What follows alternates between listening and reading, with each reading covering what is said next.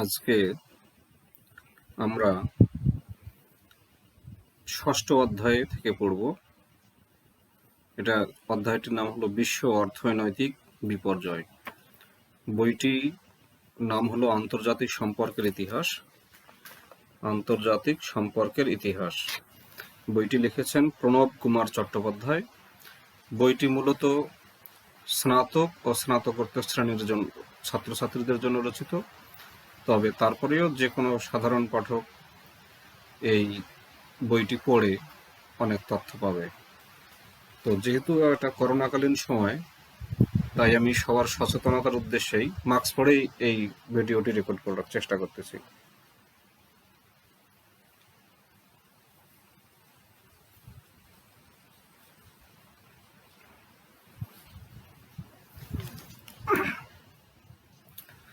ষষ্ঠ অধ্যায় বিশ্ব অর্থনৈতিক বিপর্যয়, পৃষ্ঠা নম্বর 96 থেকে পৃষ্ঠা নম্বর 100 পর্যন্ত আমি আজকে পড়ব। এই অধ্যায় থেকে আমরা জানব বিশ্ব অর্থনৈতিক বিপর্যয় বা কিভাবে আমাদের সারা পৃথিবী অর্থনৈতিকভাবে বিপর্যয়ের মুখোমুখি হয়েছিল। আমি পড়া শুরু করতেছি। 30-এর দশক সংকটের যুগ নামে পরিচিত। এই সংকটের চরিত্র ছিল সর্বব্যাপী। অর্থনৈতিক ও রাজনৈতিক দু ধরনের সংকটে পাশ্চাত্য জগৎ নিমজ্জিত হয়ে পড়ে। পাশ্চাত্য জগতের চরিত্র ছিল একাধারে গণতান্ত্রিক ও পুঁজিবাদী, অর্থাৎ রাজনৈতিক ও অর্থনৈতিক দুই ব্যবস্থাই ছিল মুক্তপন্থী। যদিও 20-এর দশকের মাঝামাঝি সময় থেকে পুঁজিবাদী অর্থনীতি ও গণতান্ত্রিক রাজনীতি দুই ক্ষেত্রেই স্থায়িত্ব ও স্থিতিশীলতা পরিলক্ষিত হয়,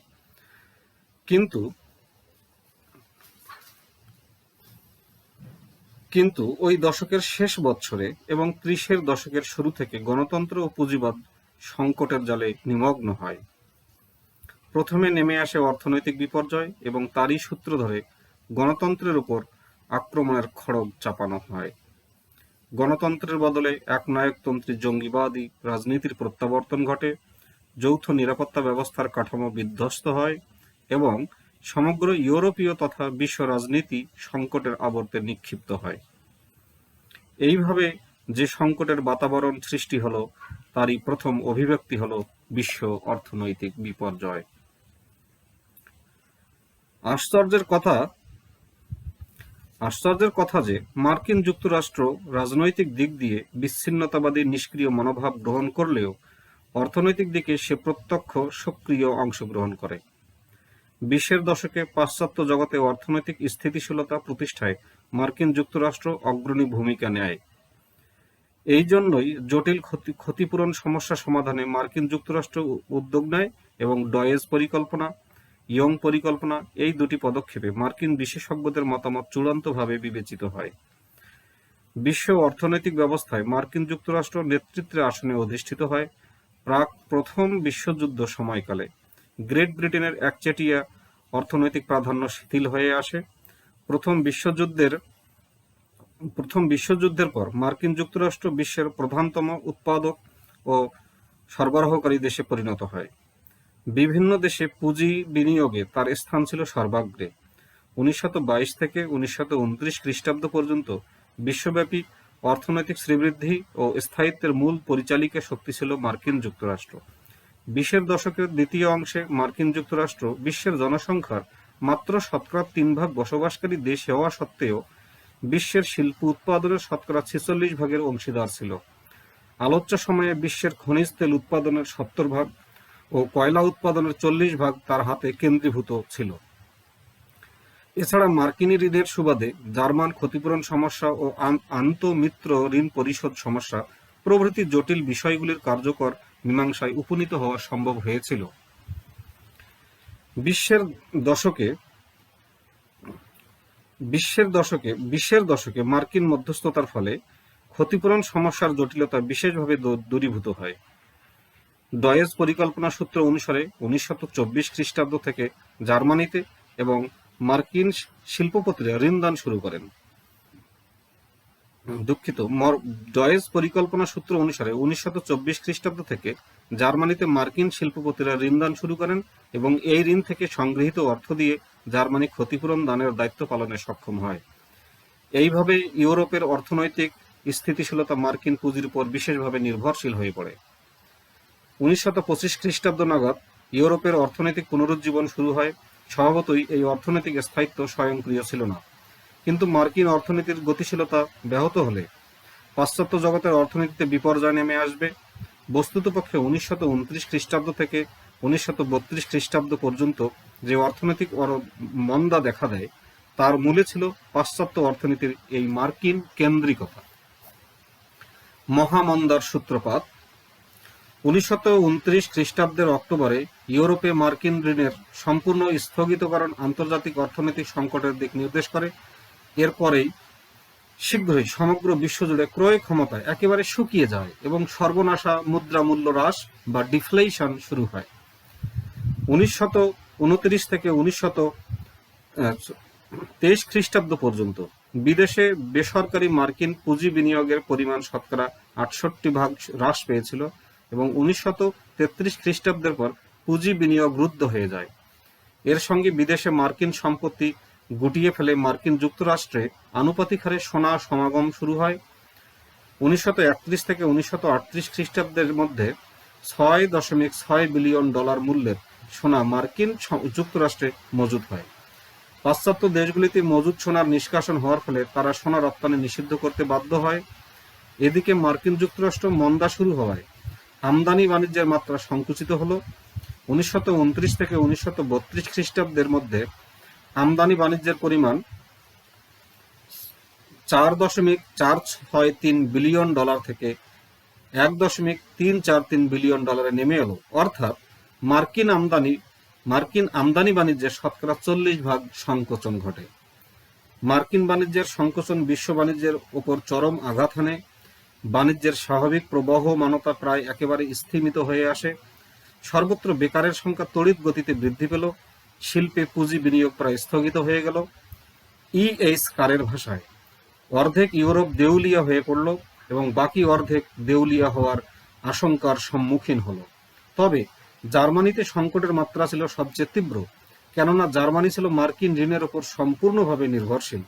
ডয়েজ পরিকল্পনার 1924 খ্রিস্টাব্দ পরবর্তী 5 বছরে জার্মানি বিদেশ থেকে 900 মিলিয়ন পাউন্ড অর্থ ঋণ হিসেবে সংগ্রহ করেছিল, কিন্তু 500 মিলিয়ন পাউন্ড ক্ষতিপূরণ বাবদ পরিশোধ করে। উদ্বৃত্ত অর্থ বিভিন্ন প্রকল্পে ব্যয় করা হয়, অথচ পুঁজি বৃদ্ধির দিকে কোনো নজর দেওয়া হয়নি। এমনকি বাজেটের ভারসাম্য রক্ষার চেষ্টা করা হয়নি। এই অবস্থায় বিদেশীয় পুঁজির সমাগম বন্ধ হওয়ায় জার্মান অর্থনীতি সংকটে নিমজ্জিত হল।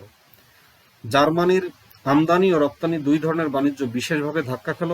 কলকারখানা প্রায় অচল হয়ে পড়ল। নথিভুক্ত বেকারের সংখ্যা 2 মিলিয়ন 1929 খ্রিস্টাব্দে, 2 মিলিয়ন থেকে 6 মিলিয়নে মার্চ 1932 খ্রিস্টাব্দ পৌঁছল। মহামন্দার ফলে মার্কিন যুক্তরাষ্ট্র বিদেশে ঋণদান স্থগিত করায় অর্থনৈতিক সমস্যা আন্তর্জাতিক চরিত্র ধারণ করে। মার্কিন ঋণ গ্রহণকারী দেশগুলি দুভাগে ক্ষতিগ্রস্ত হয়েছিল। প্রথমত, তারা মার্কিন ঋণ না পাওয়ায় বৈদেশিক ঋণ পরিশোধ করতে ব্যর্থ হল। প্রসঙ্গত উল্লেখ্য, জার্মানি ক্ষতিপূরণের কিস্তি পরিশোধ করতে অস্বীকার করল। দ্বিতীয়ত, পণ্যদ্রব্যের মূল্য হ্রাস পাওয়ায় বিভিন্ন দেশে মজুদ ভাণ্ডার থেকে স্বর্ণ নিষ্কাশন শুরু হয়। শেষ পর্যন্ত এই সব দেশ সোনা রপ্তানি নিষিদ্ধ করতে বাধ্য হয়। 1931 খ্রিস্টাব্দে মহামন্দা বিশ্ব অর্থনীতিকের উপর প্রচণ্ডভাবে আঘাত হানে। ঐতিহাসিক E.H. কার এই জন্য 1931 খ্রিস্টাব্দকে বিপর্যয়ের বৎসর বলে অভিহিত করেছেন। 1931 খ্রিস্টাব্দে আন্তর্জাতিক দেনা পাওনা পরিশোধের পরিকাঠামো বিধ্বস্ত হয়ে পড়ে। অস্ট্রিয়ার সবচেয়ে গুরুত্বপূর্ণ বেসরকারি ব্যাংক ক্রেডিট অ্যানস্টাল্ট দেউলিয়া হয়ে পড়ল। জার্মানিতেও বিপর্যয় প্রসারিত হয়। বিদেশি বিনিয়োগকারীরা জার্মানি থেকে তাদের স্বল্পমেয়াদী পুঁজি তুলে নিলেন এবং 3 সপ্তাহের মধ্যে রেইক্স ব্যাংক থেকে 50 মিলিয়ন পাউন্ডের সোনা নির্গত হল। চেকোস্লোভাকিয়া ভিন্ন মধ্য দক্ষিণ পূর্ব ইউরোপের অন্য ছোট রাষ্ট্রগুলি তাদের বিদেশি ঋণ পরিশোধে ব্যর্থ হল। জাতিসংঘের উদ্যোগে হাঙ্গেরি, গ্রিস ও বুলগেরিয়া যে আর্থিক ঋণ পেয়েছিল সেগুলিও পরিশোধ করতে ব্যর্থ হল। দক্ষিণ গোলার্ধের কৃষি প্রধান দেশগুলি বিপর্যয়ের হাত থেকে রেহাই পায়নি। কৃষি পণ্যের মূল্য ব্যাপক হ্রাস পাওয়ায় 1929 খ্রিস্টাব্দ থেকে অস্ট্রেলিয়া ও আর্জেন্টিনা সোনার মাধ্যমে লেনদেন স্থগিত রাখতে বাধ্য হলো এবং কফির বাজারে মন্দা দেখা যাওয়ায় ব্রাজিলও দেউলিয়া হয়ে পড়ল।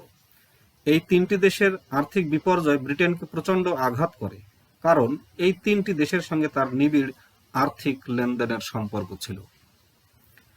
বিভিন্ন দেশগুলির আর্থিক লেনদেন করার সামর্থ্য যখন ক্ষীণ হয়ে এলো, সেই সংকটজনক মুহূর্তে মার্কিন রাষ্ট্রপতি হুভার 1931 খ্রিস্টাব্দের 20 জুন সমগ্র বিশ্বের কাছে এই মর্মে প্রস্তাব রাখলেন যে বিদেশি রাষ্ট্র মার্কিন যুক্তরাষ্ট্রকে দেয় সব ধরনের ঋণ পরিশোধ করা 1 বৎসরের জন্য স্থগিত রাখা হোক এবং একই সঙ্গে ক্ষতিপূরণের লেনদেন অনুরূপভাবে স্থগিতকরণের ঘোষণা সমগ্র বিশ্বে বিপুল উৎসাহ উদ্দীপনা সৃষ্টি করলেও ফ্রান্স এই ঘোষণায় বিমর্ষ হয়ে পড়ল।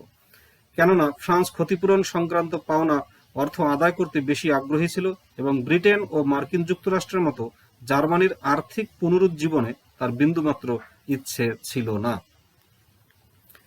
বিশ্বব্যাপী অর্থনৈতিক মন্দা পৃথিবীর বিভিন্ন দেশ ও অঞ্চলকে ভিন্ন ভিন্নভাবে প্রভাবিত করেছিল। অর্থনৈতিক পরিস্থিতির তারতম্য অনুসারে আর্থিক লেনদেনের ক্ষেত্রে 3 ধরনের প্রতিক্রিয়া দেখা দেয়। প্রথম শ্রেণীতে ছিল স্বর্ণগোষ্ঠী গোল্ড ব্লক ভুক্ত দেশসমূহ। এই গোষ্ঠীর মধ্যে অন্তর্ভুক্ত ছিল মার্কিন যুক্তরাষ্ট্র, France, Italy, Poland, Holland, Belgium ও সুইজারল্যান্ড। স্বর্ণমান বজায় রাখলেও এই দেশগুলি অর্থনীতিকে মহামন্দার গ্রাস থেকে রক্ষা করার জন্য একটি শুল্ক সংরক্ষণ নীতি বা প্রোটেক্টিভ ট্যারিফ গ্রহণ করে। এই নীতি অনুসরণ করে আমদানি বাণিজ্যের পরিমাণ যথাসম্ভব সংকুচিত করা হয় এবং আমদানি বাণিজ্যের উপর চড়া শুল্ক হার আরোপিত হয়। দ্বিতীয় শ্রেণীর রাষ্ট্রগুলির মধ্যে অন্তর্ভুক্ত ছিল ব্রিটেন ও তার সাম্রাজ্যভুক্ত দেশগুলি। এই দেশগুলি আনুষ্ঠানিকভাবে স্বর্ণমান বর্জন করে এবং পাউন্ডের মাধ্যমে আর্থিক লেনদেনের সিদ্ধান্ত গৃহীত হয়।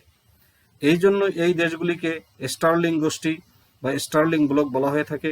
ব্রিটেনের দৃষ্টান্ত অনুসরণ করে সুইডেন, ডেনমার্ক, নরওয়ে, ফিনল্যান্ড ও এস্টোনিয়া স্টার্লিং গোষ্ঠীতে যোগদান করে।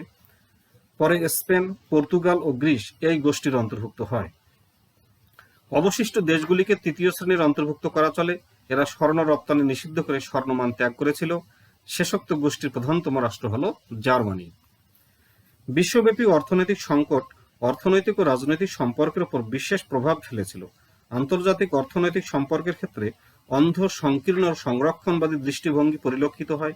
যেমন রাজনীতি তেমনি অর্থনীতি ক্ষেত্রে যুদ্ধ পরবর্তীকালে জাতীয় ও আন্তর্জাতিক এই দুই বিপরীতধর্মী অবস্থান লক্ষ্য করা যায়। 20 দশকের মাঝামাঝি সময়ে অর্থনৈতিক ক্ষেত্রে বিশ্ব রাজনীতি সহযোগিতার বাতাবরণ সৃষ্টি হয়। 20 দশকের মাঝামাঝি সময়ে অর্থনৈতিক ক্ষেত্রে বিশ্ব রাজনীতি সহযোগিতার বাতাবরণ সৃষ্টি হয়, কিন্তু অর্থনৈতিক মন্দার সূত্র ধরে সমস্ত দেশ কমবেশি অর্থনৈতিক জাতীয়তাবাদের প্রতি আকৃষ্ট হয়। মুক্তপন্থী অর্থনীতির গতি ক্রমশ স্থিমিত হয়ে পড়ে এবং রাষ্ট্রসমূহের মধ্যে অর্থনৈতিক বিচ্ছিন্নতা প্রকট হয়ে ওঠে। আন্তর্জাতিক অর্থনৈতিক সংকটের তাৎক্ষণিক ফল হল ক্ষতিপূরণ সমস্যার আকস্মিক পরিসমাপ্তি।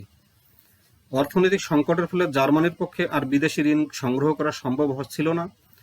এছাড়া অভ্যন্তরীণ অর্থনৈতিক পরিস্থিতি শোচনীয় হওয়ায় জার্মানির পক্ষে বাৎসরিক কিস্তি দেওয়া অসম্ভব হয়ে উঠল। সৌভাগ্যক্রমে মার্কিন রাষ্ট্রপতি হুভারের স্থগিতকরণ নির্দেশের সুবাদে জার্মানি 1 বছরের জন্য ক্ষতিপূরণ দেওয়া থেকে অব্যাহতি পেল। কিন্তু 1932 খ্রিস্টাব্দের জানুয়ারি মাসে ক্ষতিপূরণ দান সংক্রান্ত হুভার স্থগিতকরণের সময়সীমা অতিক্রম হওয়ার পূর্বেই জার্মান চ্যান্সেলর হেনরিক ব্রুনিং ঘোষণা করলেন, বর্তমান সংকটজনক অবস্থায় জার্মানির পক্ষে ক্ষতিপূরণের অর্থ দেওয়া মোটেই সম্ভব নয়। এদিকে ক্ষতিপূরণের প্রশ্নে ইংল্যান্ড ও ফ্রান্সের মধ্যে মতবিরোধ দেখা যায়। ফ্রান্সের অভিমত হল, ইয়ং পরিকল্পনার শর্তানুসারে জার্মানিকে অন্যান্য বৈদেশিক ঋণ পরিশোধ করার পূর্বে ক্ষতিপূরণের বাৎসরিক কিস্তি নিঃশর্তভাবে শোধ করতে হবে। কিন্তু ব্রিটেনের মতে জার্মানিকে বাণিজ্যিক ঋণগুলি পরিশোধের বিষয়ে অগ্রাধিকার দিতে হবে। এইসব টালবাহানা চলার পর 1932 খ্রিস্টাব্দের শুরুতে আন্তর্জাতিক ব্যাংকের উপদেষ্টা কমিটি ঘোষণা করলেন যে জার্মানির পক্ষে ক্ষতিপূরণ দেওয়া সম্ভব হচ্ছে না। মিত্রপক্ষ এই পরিস্থিতিতে লুসান সম্মেলনে বা লুসান কনফারেন্সে মিলিত হয়ে ইয়ং পরিকল্পনাকে বাতিল বলে ঘোষণা করে এবং জার্মানিকে 150 বিলিয়ন পাউন্ড অর্থ এককালীন পরিশোধ করার জন্য অনুরোধ জানালো। অন্যদিকে এই সম্মেলনে দেশগুলি পারস্পরিক যুদ্ধকালীন ঋণ পরিশোধ নাকচ করে দিল। অধ্যাপক E.H. কার লিখেছেন, 1932 খ্রিস্টাব্দে ক্ষতিপূরণ ও আন্তঃরাজ্য ঋণ সংক্রান্ত বিষয় যা বিশ্বকে বিগত 10 বছরের বেশি সময় ধরে বিধ্বস্ত করেছিল, সেই জটিল নাটকের শেষ অঙ্কের সমাপ্তি ঘটল। কারের তীর্যক মন্তব্য হল, ওই দুটি বিষয়কেই লুসান সম্মেলন অমর্যাদার সঙ্গে সমাধিস্থ করেছিল। এদিকে আন্তর্জাতিক বাণিজ্যিক কাঠামো ভেঙে পড়ায় ব্রিটেন বিশেষভাবে ক্ষতিগ্রস্ত হয়, কারণ ব্রিটেন পরিবহন ও পণ্যের ব্যবসায় অর্থলগ্নি করে প্রচুর অর্থ উপার্জন করত। 1931 খ্রিস্টাব্দের জুলাইয়ে ব্রিটিশ বাজেটের ঘাটতির পরিমাণ দাঁড়ালো 100 মিলিয়ন পাউন্ড। ব্রিটিশ মুদ্রায় স্টার্লিং এর দ্রুত অবনমন শুরু হলো।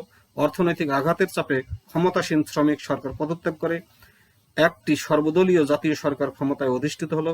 এই সরকার অতিরিক্ত কর আরোপ করে ও ব্যয় সংকোচনের মাধ্যমে 70 মিলিয়ন পাউন্ড ঘাটতি পূরণ করার জন্য একটি সংশোধিত বাজেট পেশ করা হলো। এরপর ব্রিটেন স্বর্ণমান ত্যাগ করার নাটকীয় সিদ্ধান্ত ঘোষণা করে।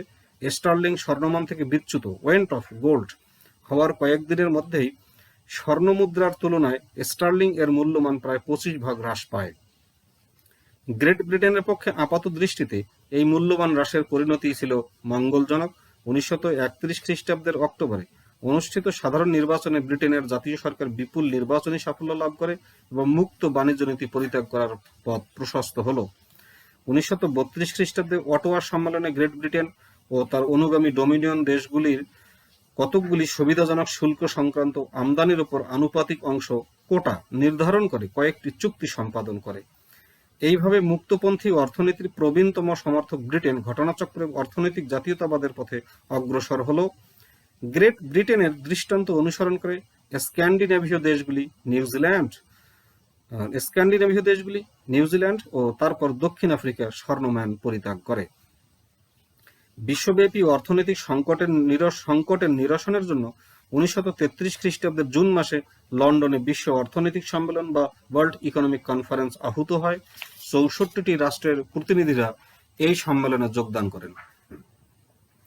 1931 খ্রিস্টাব্দের মধ্যে ইউরোপের বিভিন্ন দেশে শুল্ক হারের মাত্রা 64 ভাগ বৃদ্ধি পায়, কিন্তু এই সম্মেলন ব্যর্থ হয়ে যায়।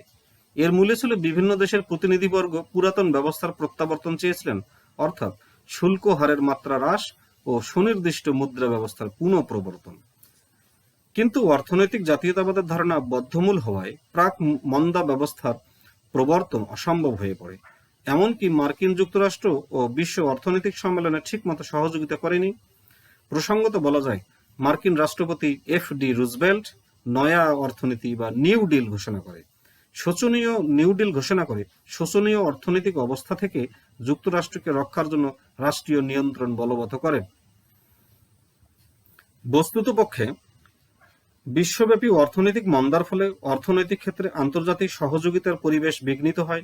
এখন থেকে বিভিন্ন রাষ্ট্র নিজেদের মধ্যে দ্বিপাক্ষিক বাণিজ্য চুক্তি সম্পাদনের পথ অনুসরণ করতে লাগলো। 1934 খ্রিস্টাব্দের জুন মাসে মার্কিন রাষ্ট্রপতি F.D. রুজভেল্ট মার্কিন যুক্তরাষ্ট্রের শুল্ক হ্রাস সংক্রান্ত বিষয়ে অন্যান্য দেশগুলির সঙ্গে সরাসরি বাণিজ্য চুক্তি সম্পাদন করার জন্য মার্কিন কংগ্রেস থেকে বিশেষ অধিকার লাভ করেন। এই নির্দেশের ভিত্তিতে মার্কিন যুক্তরাষ্ট্র, কানাডা সহ আমেরিকা মহাদেশের কয়েকটি দেশ ও কয়েকটি ইউরোপীয় দেশের সঙ্গে চুক্তি সম্পাদন করে। এই সব দ্বিপাক্ষিক চুক্তির ফলে আন্তর্জাতিক অর্থনৈতিক ব্যবস্থায় সহজ সাবলীল চরিত্র ক্ষুণ্ণ হয়। 1940 খ্রিস্টাব্দ নাগাদ মার্কিন যুক্তরাষ্ট্রের বৈদেশিক বাণিজ্যের 60% দ্বিপাক্ষিক চুক্তির মাধ্যমে পরিচালিত হতে থাকে। বিশ্বব্যাপী অর্থনৈতিক সংকট সামরিক ও কূটনৈতিক দিক থেকে বিরূপ প্রতিক্রিয়া সৃষ্টি করেছিল। 30-এর দশকের মাঝামাঝি সময় থেকে যে অর্থনৈতিক পুনরুজ্জীবনের প্রবণতা শুরু হয় তার মূলে সমরসজ্জার বিশেষ ভূমিকা ছিল। হিটলারের নেতৃত্বে জার্মানি যে ব্যাপক সমরসজ্জার নীতি গ্রহণ করে তার ফলে আনুষঙ্গিক শিল্প ব্যবস্থায় দ্রুত উন্নয়নের কর্মসূচি গৃহীত হয়। উইলিয়াম খেলর মন্তব্য করেছেন, "It is perhaps the most tragic irony of modern history that organized violence on a large scale, or the preparation for it, has proved to be the most effective remedy for the economic problems of underconsumption and unemployment." The 20th Century World, পৃষ্ঠা 142। অর্থনৈতিক সংকট বিশ্ব শান্তি ও নিরাপত্তার পক্ষে কম ক্ষতিকারক ছিল না। প্রত্যেকটি রাষ্ট্র অর্থনৈতিক সংকটের আবর্ত থেকে মুক্তি লাভের উদ্দেশ্যে আত্মকেন্দ্রিক মনোভাব গ্রহণ করে এবং অন্যান্য দেশের সঙ্গে সম্পর্ক কৃত্রিম ও শীতল হয়ে উঠতে থাকে। অধ্যাপক E.H. কার স্বাভাবিকভাবেই মন্তব্য করেছেন, 1933 খ্রিস্টাব্দে যখন অর্থনৈতিক দুর্যোগের মেঘ কেটে যেতে শুরু করে, ঠিক সেই মুহূর্তে রাজনৈতিক পরিবেশ অন্ধকারাচ্ছন্ন হয়। তাই যখন বিশ্বব্যাপী অর্থনৈতিক সংকটে বিভিন্ন দেশ নিমগ্ন, তখনই জাপান মাঞ্চুরিয়া আক্রমণ করার সময় হিসেবে বেছে নেয় এবং জাতিসংঘ থেকে বেরিয়ে আসে। জার্মানি একইভাবে নিরস্ত্রীকরণ সম্মেলন থেকে প্রতিনিধি প্রত্যাহার করে নেয় এবং সমরসজ্জার দিকে দৃষ্টি দেয়। এইভাবে যৌথ নিরাপত্তা বিশেষভাবে ব্যাহত হয়। ধন্যবাদ সবাইকে। আমি আবারও বলছি, আমি পড়লাম আজকের বইটা না হল আন্তর্জাতিক সম্পর্কের ইতিহাস। বইটি লিখেছেন প্রণব কুমার চট্টোপাধ্যায়। এই বইটি কলকাতা থেকে প্রকাশিত এবং আমি যে সংস্করণটি পড়লাম সেটি হলো 1998 সালের আগস্ট মাসে প্রকাশিত। তো আশা রাখি এই পাঠটি শুনে সবারই ভালো লাগবে। যেহেতু এটা একটা করোনাকালীন সময়, এই করোনার পরেও কিন্তু আমরা আবার একটা অর্থনৈতিক মন্দার দিকে যেতে পারি। তো সেই জন্যই আশা রাখি এই পাঠটা থেকে সবাই উপকৃত হবে এবং এই আমাদের ভবিষ্যতের যে করোনাকালীন অর্থনৈতিক মন্দা, সেই মন্দা থেকে কাটিয়ে উঠতে আমরা সবাই অনেকটাই উপকৃত হব। তো ধন্যবাদ সবাইকে, আবারও ধন্যবাদ।